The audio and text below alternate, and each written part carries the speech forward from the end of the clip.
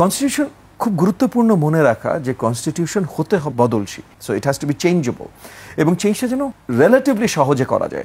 এত সহজ যেন না হয় যে রদ্দির কাগজের সমান মূল্য হয়ে যায়, এত সহজে যেন না হয়, তবে আবার কঠিনও যেন না হয়। আমাদের যে অরিজিনাল যে জায়গাটায় আমরা ছিলাম, আমাদের দেশে নির্বাচন পদ্ধতি হলো first past the post plurality. So মানে এক জায়গায় তিনজন দাঁড়ালেন, যে এই তিনজনের মধ্যে সবচেয়ে বেশি পাবে। সো কথার কথা ভাই, মনে করেন আপনি, আমি এবং আদিব আমরা নির্বাচনে দাঁড়ালাম। আপনি 35% পেলেন, আমি 33% পেলাম, উনি 32% পেলেন।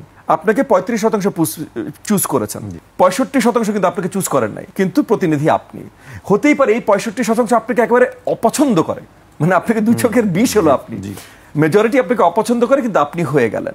সো এই যে এফপিটিপি সিস্টেমের ভিতরে একটু চেঞ্জ আনাটা দরকার, কিন্তু আমাদের লোয়ার কক্ষ, নিম্ন কক্ষ, এটা আমরা এফপিটিপিতে ব্যবহৃত, এবং এফপিটিপিটার আবার দরকার আছে কি একটা কার্যকরী শক্ত পার্লামেন্ট হওয়ার জন্য এফপিটিপির দরকার আছে। এই কারণে আমরা অনেক আগে থেকে, মানে আমাদের পার্টির ফরমেশন থেকে আমরা খুব জোর গলায় বলে আসছি যে আমাদের ভিন্ন পদ্ধতিতে নির্বাচিত একটা উচ্চ কক্ষ দরকার, যেটা আমরা প্রথম থেকে চেয়েছি, আনুপাতিক হারে ভোট। এখন এই কথাটাই কেন আসলাম, বুঝছেন সবকিছু ইন্টারকানেক্টেড।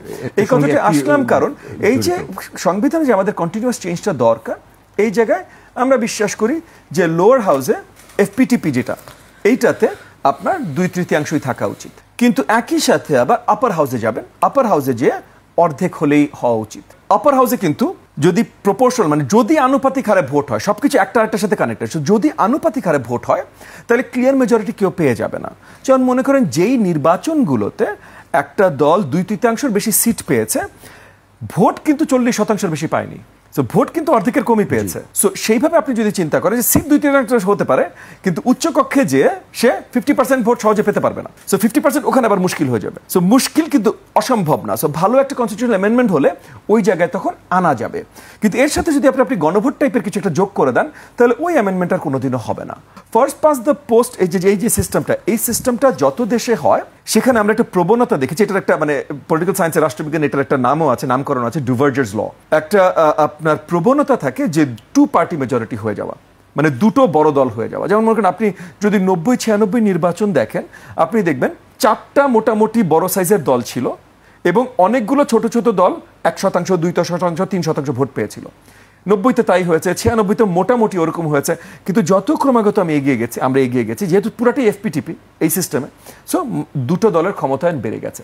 সো এখানে যদি এই যে আমরা লোয়ার হাউসে এফপিটিপি এই ধরনের নির্বাচন করি, যেভাবে হচ্ছে উচ্চকক্ষ একটা করি, সেখানে আনুপাতিক হারে করি, আমরা বিভিন্ন সিস্টেমগুলো নিয়ে আসি, তাহলে দেখা যাবে আসলে আগামীর পথে আমরা পুরোপুরি ভিন্ন রাজনীতির পথে যাচ্ছি।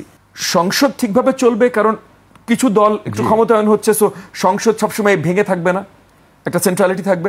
আবার এটার বিরুদ্ধে, মানে কোনো একটা দলের কোনো এক পেশি যেন শক্তি যেন আবার এরকম বলয় তৈরি না হয়ে যায়, তার জন্য উচ্চ কক্ষে আবার অনেক ধরনের ভেঙে ভেঙে সব দলের অংশীদারিত্ব থাকবে।